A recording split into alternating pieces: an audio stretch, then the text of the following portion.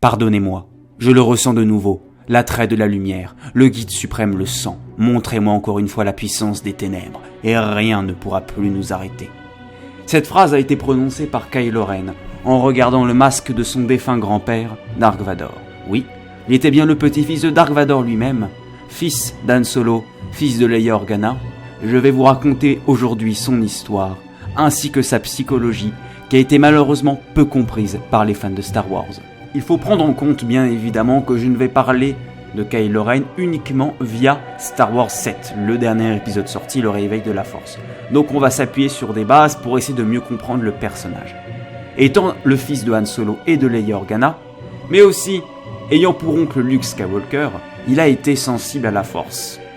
Bien évidemment, on ne va pas s'empêcher de le former pour devenir un Jedi.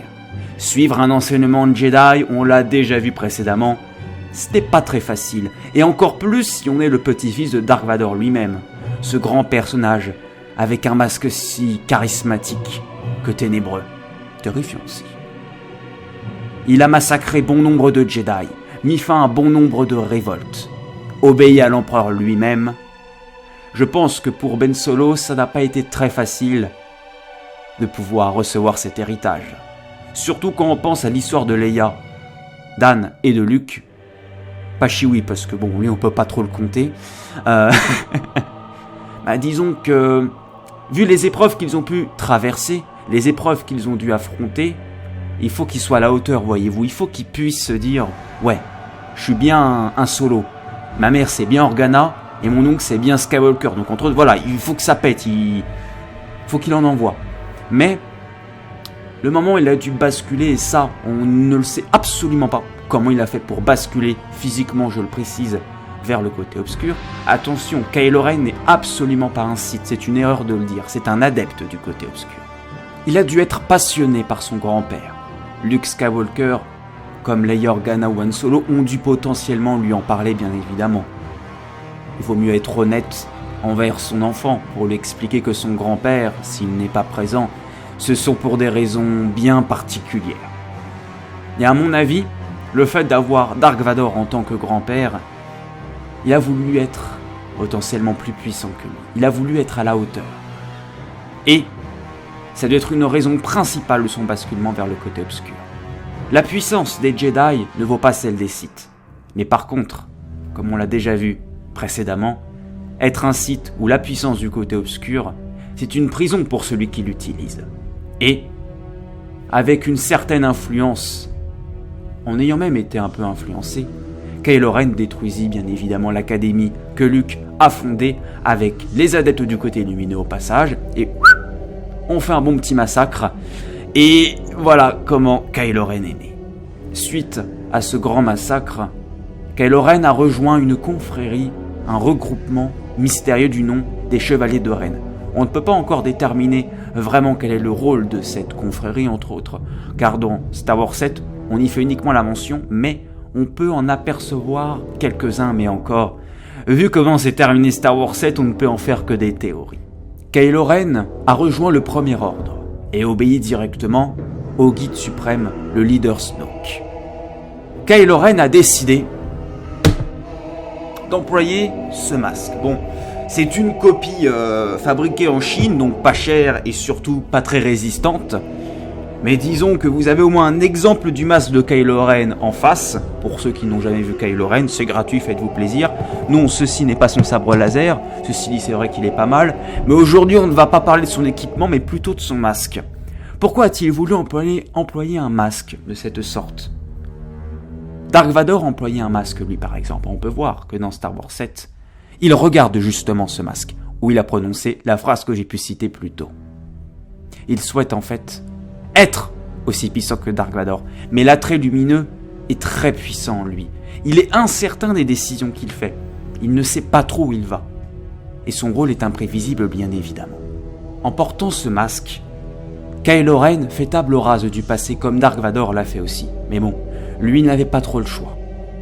Mais en souhaitant adopter ce masque, il peut correspondre avec son père. C'est une sorte d'hommage à son défunt grand-père. Mais aussi, ça lui sert de protection. Quand je dis protection, attention, pas contre un sabre laser, ça n'y change rien. mais de protection envers sa famille, envers des personnes qui pourraient potentiellement le reconnaître.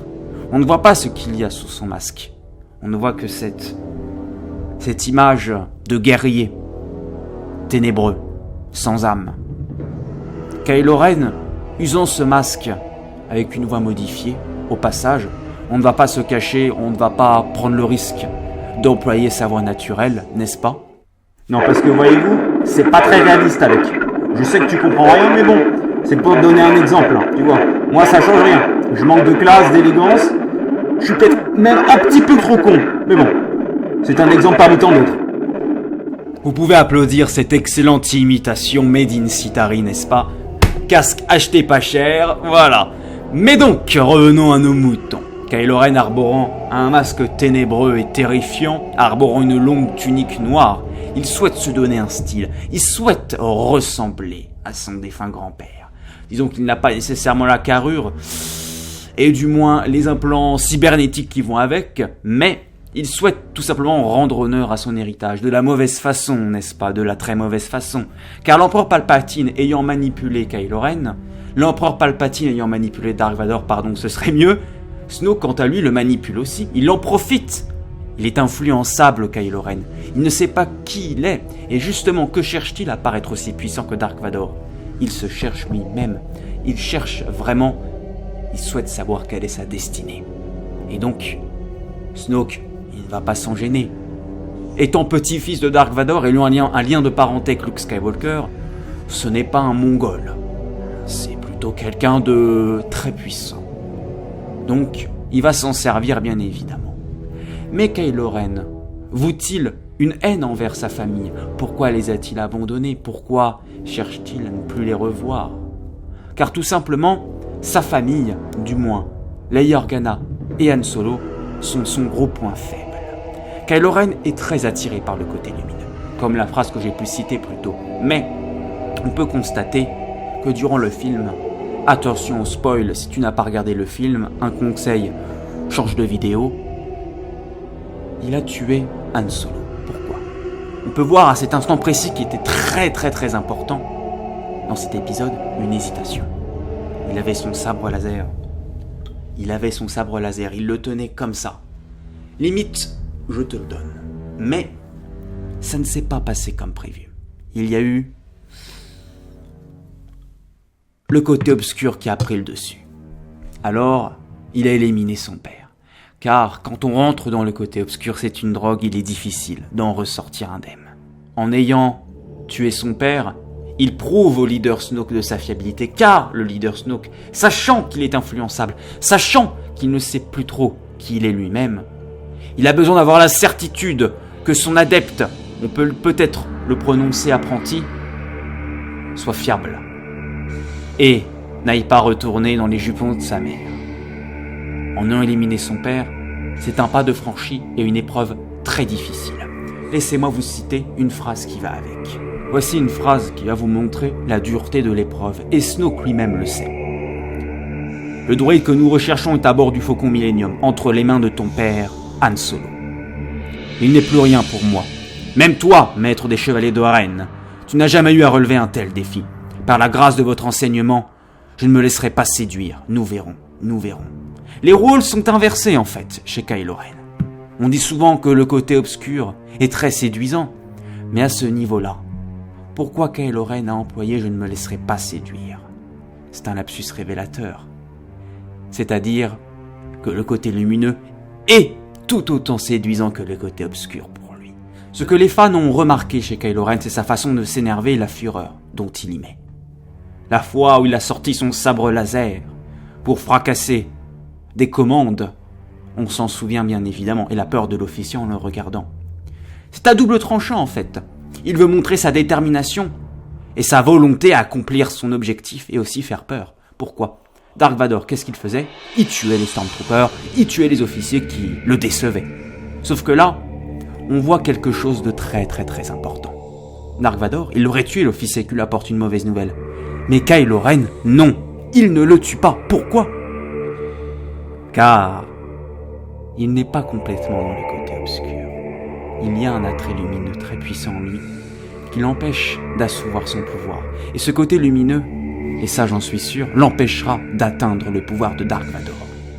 Vraiment Dark Vador, et je ne fais pas mention d'Anakin Skywalker, le gentil personnage.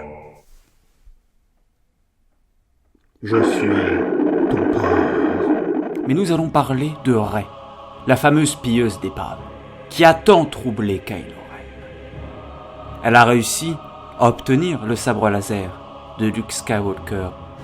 Mais ce sabre laser à la couleur bleue est le sabre laser du défunt grand-père de Kylo Ren, Dark Vador. Je suis ton père. Kylo Ren, tout simplement, en la sondant, dans Star Wars le réveil de la Force, il se retrouve dans l'incapacité à la sonder. Pourquoi ? Il y a quelque chose de bizarre en elle, une puissance qu'il a du mal à cerner et à contrôler même. Il se rend compte qu'elle maîtrise la Force elle aussi, mais à un niveau très impressionnant. Ce qui le laisse perplexe et même lui fait peur, car lui, est-il capable d'avoir la puissance de Dark Vador ? Et cette simple pilleuse d'épave, ne serait-ce pas elle qui a la capacité d'avoir la puissance de son défunt grand-père ? En la sondant, il se retrouve lui-même humilié, le trolleur trollé comme on peut le dire si bien. Nous allons sauter beaucoup d'étapes qui n'ont pas vraiment besoin d'être citées. Elles ne sont pas obligatoires et ni même très intéressantes à en parler. Kylo Ren, en ayant tué son père, se prend un tir d'arbalète de la part de Chewbacca. De base, il n'est pas à sa meilleure forme et se met à la poursuite de Rey et Finn. Un combat s'échange entre Finn et Kylo Ren. Kylo Ren en ressort vainqueur bien évidemment. Quant à Finn, il ressort avec une magnifique trace de sabre laser dans le dos. Mais le combat mythique, du moins mythique pour certains, mais qui, pour beaucoup d'autres fans, en a déçu beaucoup. Le combat entre Rey et Kylo Ren. Rey a bien évidemment battu Kylo Ren, ce qui a fait sauter de joie certains, et comme une très grosse majorité, en a déçu beaucoup d'autres. Pourquoi ? Comment a-t-elle fait, elle, pilleuse d'épave, simple petite merde dans cette galaxie, à vaincre Kylo Ren, petit-fils de Dark Vador, et qui a un lien de parenté avec Luke Skywalker, fils de Leia Organa et fils de Han Solo ? Comment a-t-elle fait ? De 1, nous apprenons qu'elle a beaucoup de puissance, qu'elle est très puissante dans la Force, mais elle n'est pas entraînée au sabre laser, elle a même réussi à attraper le sabre laser du défunt grand-père de Kylo Ren. Je suis ton père. C'est pourquoi Luke a, lui, mis beaucoup de temps à pouvoir maîtriser la Force. Comment a-t-elle fait, elle toute seule, sans être formée ? C'est incroyable. C'est de la magie ou de la triche ? Non. Le fait qu'elle ait attiré le sabre laser d'Anakin Skywalker n'est pas incroyable en soi, car nous voyons dans les trailers sortis récemment qu'elle est très puissante dans la Force, et qu'elle n'a pas nécessairement besoin d'un très grand maître pour pouvoir maîtriser ce genre de pouvoir. Mais Kylo Ren, pourquoi et comment a-t-il perdu son combat ? Il a été très blessé par Rey, car il a peur de cette fille. Elle lui colle des doutes, elle a réussi à contrer son pouvoir quand il souhaitait rentrer dans sa tête, ce qui lui met encore plus de doutes, et il n'a pas confiance en lui. Car Rey, au bout d'un moment, arrive à le contrer, et à le toucher, et à le mettre à terre.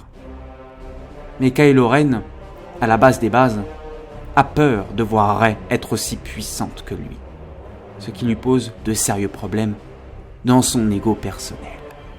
Kylo Ren a eu un manque de confiance en lui. Vous savez, mes amis, dans un combat de boxe, qui c'est qui remporte le combat ? Celui qui a nécessairement les plus gros gants et celui qui a nécessairement les plus grosses couilles ? Ou c'est celui qui a le plus confiance en lui ? Vous savez, quand vous mettez un coup, 2 coups, 3, puis 4. Là, vous avez confiance en vous. Là, vous prenez l'avantage au niveau mental et psychologique. Mais auparavant, quand vous êtes fait rabaisser, humilier, ou même contrer, ou pendant le combat, vous mangez pas mal de coups, alias le tir de Chewbacca dans la poitrine de Kylo Ren, il n'est pas dans les meilleures conditions optimales. Déjà qu'il ait réussi à se relever d'un tir de l'arbalète de Chewbacca, j'ai envie de dire chapeau mon pote, parce que Chewbacca c'est pas clairement un rigolo. C'est ça en fait qui a causé la défaite face à Rey, son manque de confiance en soi. Et ça, Snoke a précisé à Hux qu'il allait achever sa formation, car Kylo Ren n'est pas bien formé à la base. Ça ne sert à rien d'être formé ou d'apprendre un métier ou autre, si déjà à la base, On ne sait pas ce que l'on veut faire. Bah oui, par expérience je peux vous le dire, par expérience je peux le dire. Et ça c'est le défaut de Kylo Ren. Et pour mettre fin à cette longue vidéo sur Kylo Ren, du moins sa grosse philosophie, une petite partie de son histoire, car malheureusement on n'en est qu'à un seul épisode sur 3 au niveau de la nouvelle trilogie, le fin mot de l'histoire, c'est que Kylo Ren ne sait pas ce qu'il veut, il ne sait pas qui il est. Il n'est pas ridicule, il n'est pas moche, il n'est pas inutile. Non, tout au contraire. Ça accentue, ça met des nuances sur sa psychologie, sa vision du monde et sa philosophie. Vous savez, un héros dans un film n'a pas nécessairement besoin de parler pendant 30 minutes sur un épisode de 40. Des fois, juste une action, un regard, un sourire peuvent vous permettre de voir sa psychologie, sa version des faits ou même son avenir. Et ça, Kylo Ren, nous le verrons très prochainement. Le 15 décembre, il me semble que c'est la sortie du film. Nous en apprendrons plus sur lui et je me ferai une joie de vous sortir une version 2 pour chaque épisode. Là, je ne vous ai parlé que de mon avis sur le Kylo Ren qu'on a vu dans le premier film. Mais dans tous les cas, le fin mot de l'histoire, c'est que Kylo Ren n'est en aucun cas fragile. C'est tout le contraire. Il est fort. Pourquoi il est fort ? Car il a réussi malgré tout à tenir le choc, car il est plutôt jeune, je pense, Kylo Ren. Il a tenu le choc en tuant son père, en abandonnant sa mère, en éliminant toute l'académie de Luke Skywalker. Il a réussi à porter ce fardeau, mais le côté obscur, comme j'ai dit précédemment, c'est une prison. Et quand on est dans cette prison, comme je l'ai déjà dit précédemment, le côté obscur est une prison pour celui qui y rentre. Et c'est un cercle vicieux, car quand on y souffre dedans, on y souffre pour toujours. Nous voici à la fin de cet épisode de Kylo Ren, c'est qui les amis ? J'espère que ça vous a aidé à comprendre et à mieux cerner la psychologie du personnage, car il n'est en aucun cas fragile, bien évidemment. J'espère qu'il vous a fait plaisir cet épisode, et n'hésitez surtout pas à laisser un commentaire de la vidéo pour que je puisse voir et même comprendre votre avis et savoir si ça a répondu à bon nombre de vos questions et si même ça vous a mis encore plus d'incertitude et plus la hype pour aller regarder le prochain film. En tout cas, j'espère que ça vous a vraiment plu les amis, et je vais vous dire à bientôt pour une nouvelle vidéo. C'était Citari, ciao bye bye.